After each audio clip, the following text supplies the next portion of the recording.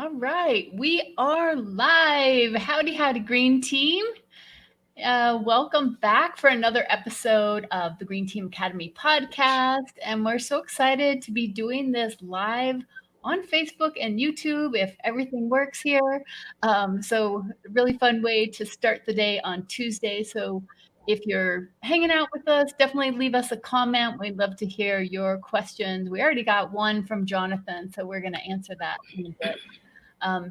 But yeah, today we're just talking about this intersection of soil and composting and community. And, as in pretty much every discussion we're talking about composting, we're seeing it as this great step that takes people out of, like if you recycle a plastic bottle, it's like, okay, what really happened to this? What is everything that's going on? But if you compost, you can see you're part of this natural cycle. And it's really a very powerful way for people to get connected. And I'm so excited to have the two speakers with us on today. So we've got Brianna Hallinan, and Brianna is in Broomfield, Colorado, and she started Sustainable Broomfield. This is so near and dear to my heart because when I was in Longmont, I kind of accidentally started Sustainable Revolution Longmont. And so I feel for Brianna as she's going all through this, and she connected with me early on and hopped into my course and got, I think, some of the basics maybe she already knew them, but she's been doing a lot of things that have really propelled her group. So she's going to be talking about their composting club. And then we're going to be talking with Shannon of Hugelrado Farms. And Shannon Bean-Scalise is in Arvada, and they are soil builders, her and her husband, Nick. They are a make soil site, and they have a lot of really cool things that are happening with them. And even as we were just getting going, we were brainstorming some ideas of how Brianna and Shannon could be collaborating with some of this. And that's what happens when you get together and start talking about your ideas. You can make them happen. And as we go through this process, we're also going to be talking about the International Climate Action Challenge. So registration for that opens July 31st. It goes, you can register until August 24th. And when you sign up for that, you can pledge to do something in 90 days. And so these ideas of starting a group like Sustainable Broomfield, or doing something around composting, starting your own business, there's so many things that you could set as a goal for yourself and take action in these 90 days that these presenters are going to be able to give us some ideas about. So with that, I'm going to go ahead and we're going to start with Brianna. And let's see here. So how am I going to do this?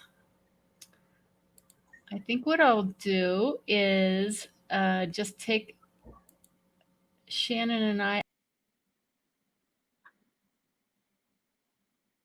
think that cut your audio too.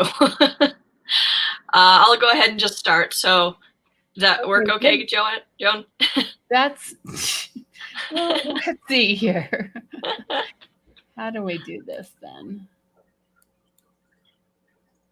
Okay, well, maybe I will go ahead and just do that other one, and then we'll figure it out in a bit later. We can go to the 3 screen or something at that exactly. For questions at the end.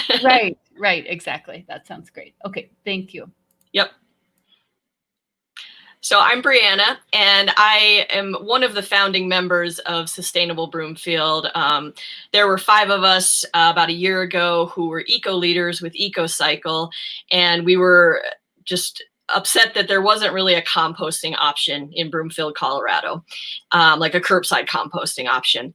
And so we started looking into what the city was doing, and we decided that they were trying to take steps towards it. They were doing some research into what needed to happen to make that a reality. And So then we decided, well, let's just see what we can do on our own. And we started teaching backyard composting classes. And so over the past year, we've done different demonstrations at different events on how to backyard compost. We've taught our own classes in different locations.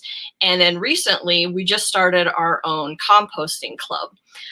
We partnered up with a historic building facility called the Broomfield Crescent Grange. And they actually had some compost bins already built, and they were not really using them except for plant scraps from their community garden. And so I joined as a member of the Grange, and I asked them if our Sustainable Broomfield group would be if it would be possible for us to dump our compostable scraps in their bins, and then the community garden would benefit from the compost that we end up making there. They agreed to that, and so we started a pilot test where we gave like 9 people some 5-gallon buckets, and we said, okay, take this home.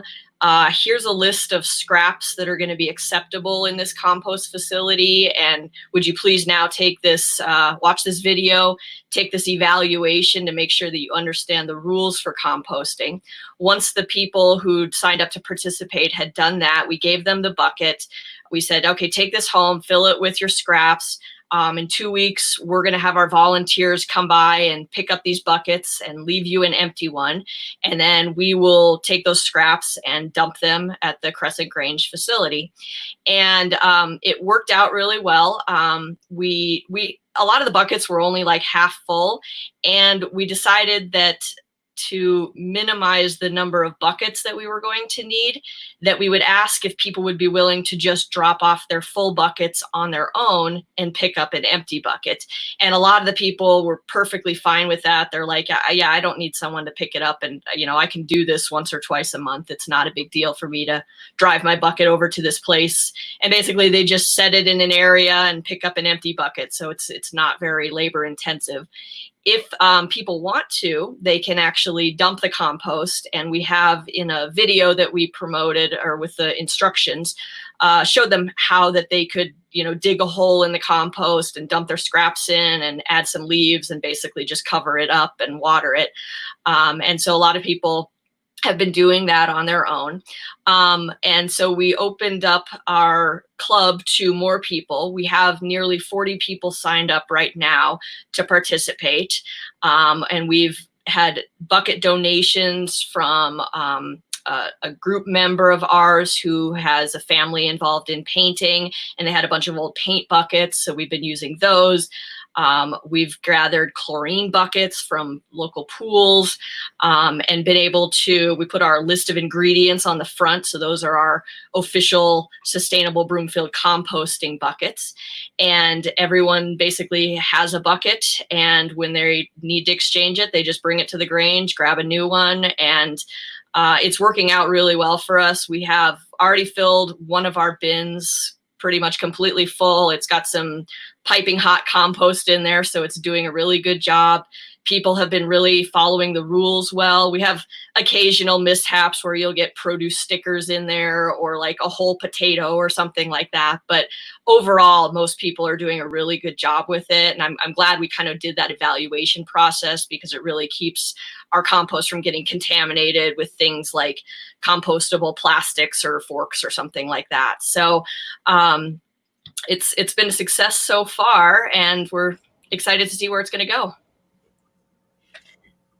Cool. I can't believe that you already have 40 people signed up. Yeah, we kind of partnered with the city, and they put it on their website and on their Facebook page, and we just started getting requests all over the place. So I have way more requests than I have people who have actually followed through with the evaluation process. So I think if I even sent them another email reminding them, we would get more people signed up. But at this point, it's just kind of how many buckets do we have and how many we can keep accumulating. Brianna, will you say again, when did you start this? When did you kind of start your first version of it? The compost club we started 1 month ago. Wow, are you kidding me? No, so it's going really well. That is amazing. Thank you. Oh my gosh. I just love these stories because everybody that's listening, you know, this idea that you don't know how it's going to work and you're probably going to fail. So fail fast, fail forward, and you'll figure it out as you go. But just like stop thinking about it and just try some stuff and get it out there. That is so cool. Thank you. Well, that's a great intro. Shannon, do you want to take it from here and give a quick intro about what all you're doing and kind of do it's like the yin yang, like a complementary picture to definitely community composting. Okay. So first, thank you so much for having me on. It's been what I've found, and I think people that are interested in connecting with others in the community of earth builders really is that when you start getting connected to people in the community, whether it's permaculture or soil building or any of the related pieces, that I have found people are incredibly generous, and the spirit of generosity, especially if you're someone like myself that's dealing with the whole COVID thing right now in a way that is builds a lot of anxiety, come play with people that want to help heal the planet because they're really nice and welcoming. So kind of the origin story of Hugelrado Farms. So probably 2 years ago, we started creating a food forest in our backyard on the idea of like, hey, we should be able to grow our own food. We can build in perennials. We can do all the stuff. And the more we got into mycology and learning about mycelium in the soils and companion planting and all this stuff, the more we really started to realize the soil is the most important part. And then we watched, for example, the documentary called Need to Grow, which I definitely recommend to anybody who's at the least bit interested in building soil. And it has all kinds of neat facts in there, like you increase your organic matter in your soil by 1%, and every acre can hold another 25,000 gallons of water. And when, you know, in Colorado, we definitely are concerned about issues like drought, and definitely the whole Western United States concerned about issues like drought. So what if, you know, we return to the place where during the Victory Gardens in World War II, 40% of the food production in the United States came from Victory Gardens, people in their backyards. And if people are in their backyards growing food, they're going to need to learn how to repair their soil instead of leaning on synthetic chemical substances that actually denature the soil. So all of this kind of came together in a way that my husband Nick and I are just like, okay, well, somebody's got to do this work. This is work that matters for future generations, and it may as well be us because we love doing it. And so kind of what Hugelrado Farms is all about is, one, figuring out how do we build soil the fastest and the healthiest and make it the most robust. And two, how do we engage and assist our community in doing the same? So for us, my favorite resource is makesoil.org. I strongly recommend checking it out. No matter where you are in the world, you can visit makesoil.org, find a soil site near you. And if there's not a soil site near you where you can drop your compostables at, your grass clippings, your kitchen waste, and even for Brianna, you guys could make a makesoil.org site and get more people that way.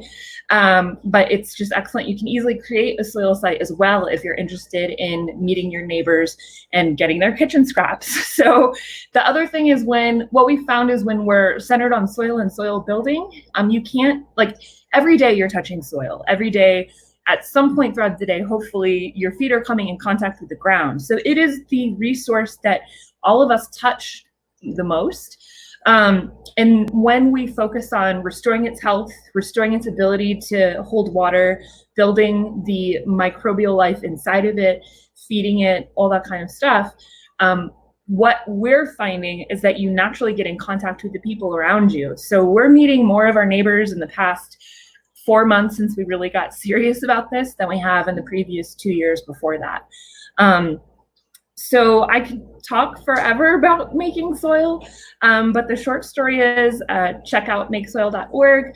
Hugelrado Farms, our website will be launching in a few, hopefully, weeks, and we'll be supplying all kinds of anything you could need to compost or learn how to compost, whether it's bokashi grains, biochar, Korean natural farming inputs, all kinds of fun stuff. So, yes. That is Hugelrado Farms, and that is how we got started. Such a cool story. And And I like, yeah, that the ideas that you're figuring out and what Brianna's doing, that can, you guys can play off of those Yeah. and do. Yeah, before we went on air, she was saying, do you take grass clippings? And I'm like, yes, do you have grass clippings? Can we have them? It reminds me of the kid where you're trading hogs of like, who's got what and can I get your waste? Yeah, I had some people contact me and they're like, I throw away like 3 bags of grass clippings every week. And I'm like, can you just mulch it and leave it in your yard? Because that actually is good for it too. But I'd like to have, and I said that, you know, our facility is kind of small, and I know with composting, grass clippings can be kind of dense and it's a little hard to deal with sometimes. And so I'm kind of keeping it at, we only accept like small amounts of grass clippings, but I'd really love to have a place where people could take it, because I've had a number of people ask me like, do you know where I could take my grass clippings? And I was like, I don't know yet, but now I have a place for it. Yes. So yes, I'm excited about that. As long as the clippings have not been treated with things like Roundup or other chemical pesticides, we take those. Awesome. As long as they don't have that stuff on them, we can work with them. Have you heard of sharewaste.com? I have not, but I'm writing that down because it sounds very cool. So about a year ago, we started, or maybe 2 years ago, my husband and I started composting, and then I found out about sharewaste.com, which I think is nearly the same thing as makesoil.org. Awesome. And it's basically people look for other people who have compost bins, like people who live in apartments, and they're like, I can't compost. Can I drop my scraps off at your house? So I have like a person that actually has been doing this with me for about 6 months. She just drops off, and it's a little tricky because I don't want them to drop off like bags of stuff, because then I have to throw away bags. So I tried to do this kind of bucket exchange with her as well. And I said, how about if we have 2 buckets and I'll have the full one and I'll give you an empty one, and then we'll just trade every time. And she just leaves it on my porch and I just take care of it whenever I need to. And so that's kind of what gave me the idea for starting the compost club. Yeah. Because I was like, oh, this bucket exchange thing is really pretty easy. If we just have a place to do the composting, we could actually do a lot more of it. So that's a great one. A stat that I heard on the Need to Grow documentary actually was that 97% of food waste in the United States goes to the landfill. And once in the landfill, it off gases, actually greenhouse gases that we don't want. So the carbon gets released back into the environment. Whereas, okay, imagine a world where we go back to a place where 40% of us are growing our own food, and at least those 40% of us are composting our waste. Okay, great. Now instead of all the carbon getting released into the air, it's actually getting captured and sequestered back into the soil. Like the fact that we can start sequestering carbon in our own backyards, that's kind of cool. It's like we're actually helping to draw down the carbon that's in the atmosphere by making our soils healthier. 100%. Erin just put a comment in the chat saying, we'd like to use grass clippings as mulch in flower beds if there's too much for the compost bin. Oh, good idea. Yeah, I love the expression I heard during the permaculture class that said there is no waste, just a lack of creativity. Agreed. And that's exactly what's happening here. So I want to do a quick thing and share my screen here. Let's see, we tried this earlier, if I've got the right screen going. What should be that one? Jonathan had a question about how do you get people involved, and we're going to talk about that more in a minute. But that's been my whole area of research, Jonathan, is like, how do you actually get people to take action? How do you get them? How do you make an impact? And so one of the things that I learned doing wellness coaching is that, you know, if a doctor says you need to lose weight and gives you a brochure, like, how likely is that to work? It just doesn't. And I remember being impressed by, I forgot his name right now, but his mom had died of cancer, and he thought, as a doctor, I need to start helping my clients figure this out. So he started teaching exercise classes, and he started teaching cooking classes, and then they were able to make that transition. And so that's what I know is that for people to make these kind of changes and to start something, especially, that they need support. And so both of these programs that you see right here are supporting people through the way, along the way. And so the 2020 International Climate Action Challenge, what we're doing with this is we have this goal of launching 1,000 eco initiatives in 90 days.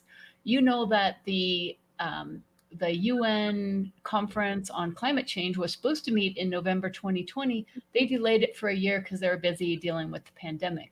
Completely understandable, but didn't they read, if they're the experts, didn't they read the report about we only had 12 years, and that was a few years ago, to make things change? So what the whole point of the International Climate Action Challenge is that we can take action together.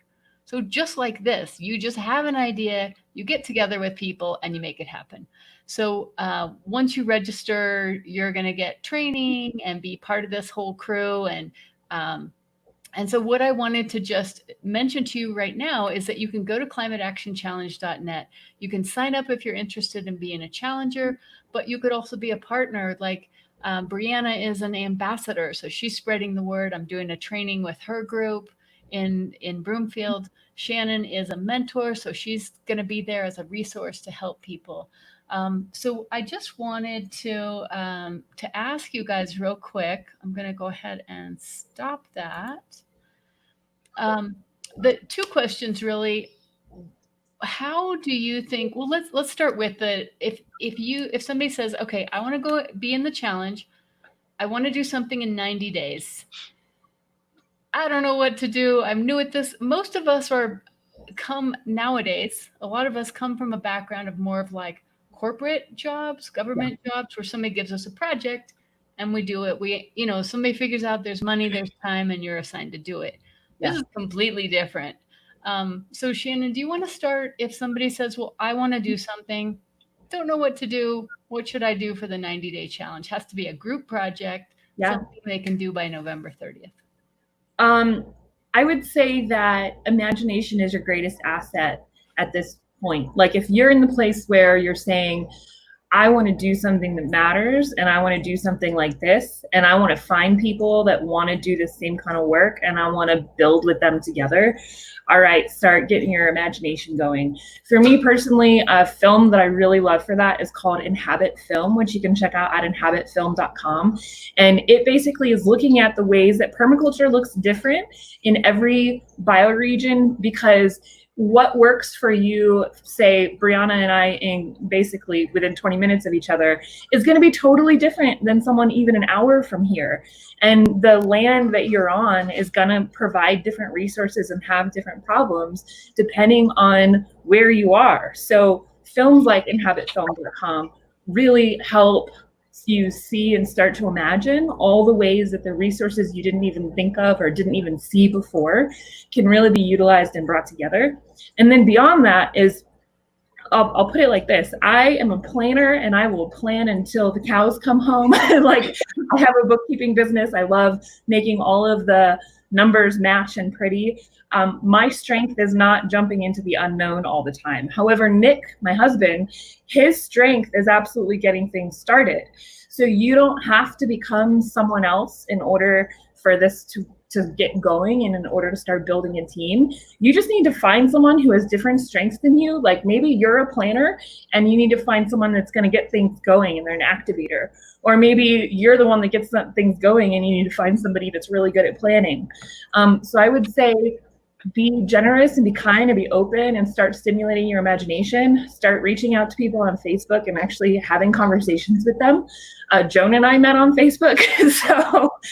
So that's kind of where I would start. Is it doesn't have to be any particular thing. It just has to be wholehearted, and your imagination is going to really influence it. That's great advice. And so during this challenge, one of the things, so this is what we're doing is basically demonstrating the principles in this book that's coming out. But some of the things I'm recommending for the challenge is meet weekly for 90 days, and also dedicate 3 hours a week, because that's 2% of your life. I think that's a good exchange. We have life on the planet. Okay, air, water, every breath we take is given to us for free. So 2% of your time, meet weekly for 13 weeks. And yeah, you don't really have to know what it is. Just like, we're going to start a team. We're going to do something around this. Set yourself a goal. We're going to try and get 10 members. We're going to try and plant 10 trees, something like that. So Brianna, what's your idea? What would you suggest for somebody that's getting going? For me, I've kind of always gone like my own direction. Like I got trained to be a math teacher, and I did it for a year, and I really didn't like it. And so then I just kind of was like, I'll just start my own private math tutoring business. And so I just do that now, and I'm just self-employed that way. And it was a year ago, and I was just feeling kind of hopeless about what was happening with the environment and how our future was looking. And I was like, what can I do? And so I just started looking around for what was going on in my area. I looked at EcoCycle. I was like, oh, I could start with, recycling. Let me see what I could do with that. Well, they ended up having this group called Eco Leaders. And so I, found a little bit of a network through that, and then ended up meeting more people in my community that were passionate as well. And we were the ones who started Sustainable Broomfield. So I think also just looking online and reading what maybe other people have done and seeing what really kind of sparks an interest in you. Like, oh man, that sounds really cool. Like, I want to be part of this getting rid of plastic revolution, or, whatever. I've met a kid who's a fifth grader, and he is really wanting to start a composting program at his school. And he's like, okay, I need to get all these signatures, and then I need to present it to the administration. And then once we have that, I think we're going to have buckets in every classroom, and then we can dump them in the compost club, or in the compost in the garden, and we're going to have a community garden. And I was like, you're like the younger version of me. I love it. So, and so he's one of the people who actually wants to join the Eco Challenge that you have, Joan. And I'd be excited to, mentor him and help with that. And hopefully there's other people that can help that, have started something like that at schools before. But just find something that kind of sparks your interest, and you're like, I want to go for it. I would also suggest, like, maybe tune into what's going on in your city. If there's a city environmental group, see what they're doing, what they could use help with, what they're not, the needs they're not meeting, and see if there's some place you could fill in. So yeah, those would be my recommendations. Yeah. Along those lines, those are great tips. And that reminds me that, so in Denver has something called the Denver Compost Challenge. And this actually came out, I was doing a thing mentoring 20 teams in 2019.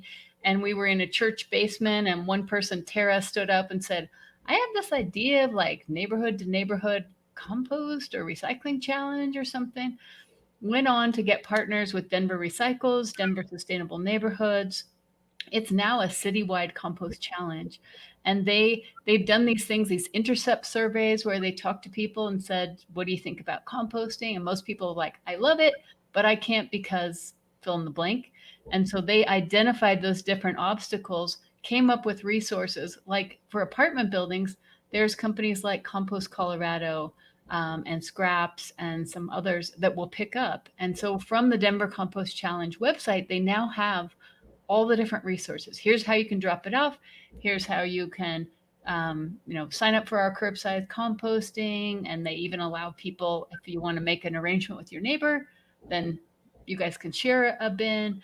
And they've really increased their level of doing that. But it just started from one person's idea. And what we found was that the city doesn't have the staff to go out and do that stuff, but they do have, they have a bigger reach. And so it's that, just what you were saying, Brianna, is that to think of yourself as partners with the city, because they were just going out to all these different festivals and talking to people. And that's something that the small staff at the city in no way could be able to do. Yeah. I would say also ask people if they're willing to volunteer. You know, when people sign up for our compost club, I just put out a form and said, could you volunteer? Here's like 5 different things you could help us with. And, you know, we've gotten enough volunteers that I don't have to go around and pick up buckets from people's houses. You know, I have other people that can take care of that and take the weight off my shoulders. So it's really cool that there's people out there willing. And there's a lot of people who just, they want to help do something. And so if you give them the opportunity to volunteer, they're like, oh yeah, I've been looking for something. This is great. I feel like I'm making a difference. Yeah. And I think, so just the last thing, I'm going to read the question that Jonathan sent in. He said, how do you encourage participants to learn and engage in composting without it just becoming a chore? In other words, how do you keep climate action sustainable for people to participate in the long term? So maybe just a minute on each of that. Shannon, do you want to start? For sure. So one story actually Sunny over at makesoil.org shared is that Make Soil's vision for how composting works is right now, for a lot of people, compost is like something you have in your backyard that is like in the corner that you don't go in. And their vision is, okay, well, what if composting, which is already a social activity because you already need to connect with people to make it work, what if that's in the front yard? Like the guy that started the whole makesoil.org site, he started on an empty lot and it became like a neighborhood hangout, and people like hung out at the compost and just composted together, because you do have to turn it and you do want to make sure the temperature is, you know, hot. And so just stop thinking of it as like a stinky thing in the back corner and kind of highlight it and make it like, make your compost area an enjoyable place to be somehow, like art it up and have fun with it.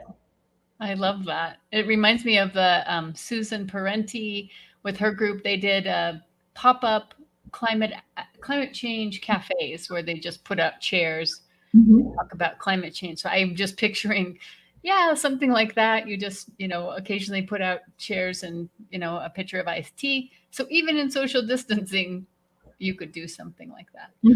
How about you, Brianna? What's your 1 minute suggestion for Jonathan about how do you keep people engaged?